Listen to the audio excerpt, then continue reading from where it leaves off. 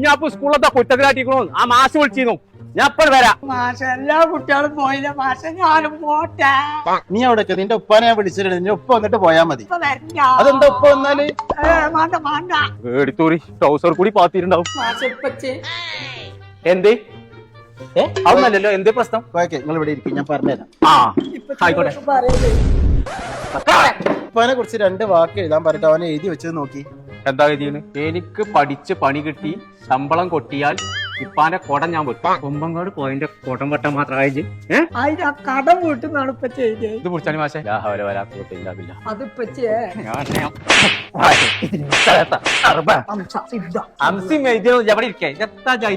അത് മാത്രല്ല കോയക്ക, മുട്ടെടുത്ത 4 ജീവികളുടെ പേര് പറയാൻ പറഞ്ഞിട്ട് ഇവൻ എന്താ പറഞ്ഞത് ചോദിച്ചു നോക്കി. ഏത് മുട്ടണ ജീവികളെ പേര് പറഞ്ഞു? കാദർ മാഷ്, ഔക്കുറിഞ്ഞി മാഷ്, ഖദീജ ടീച്ചർ, വനജ ടീച്ചർ. ഓലൊക്കെ എനിക്ക് മുട്ട തരല്. ഓലാണിച്ച നോട്ട് പുസ്തകത്തിൽ മുട്ടിട്ട് തന്നെ ആൾക്കാർ. മാഷേ അടുത്തിൽ നിങ്ങളെ ഒരു മാർക്ക് കൊടുത്തോണ്ടു, അല്ലെങ്കിൽ നിങ്ങളും മുട്ടണ ജീവിയേക്കാർ. ഓൻ ഇഷ്ടപ്പെട്ട പാട്ട് ഏതാന്നുള്ളതെന്ന് ചോദിച്ചു നോക്കി. ആ അയച്ചറിയാ, കൊല്ലും മീനാട്ടി അയല്ലേ. അല്ല പച്ചേ, പിന്നെതാ ജനഗണമന അതെത്താ അത് പാടിയ സ്കൂളിൽ വേഗം വിടും. തന്നെ പറഞ്ഞാ മനസ്സിലാവില്ല.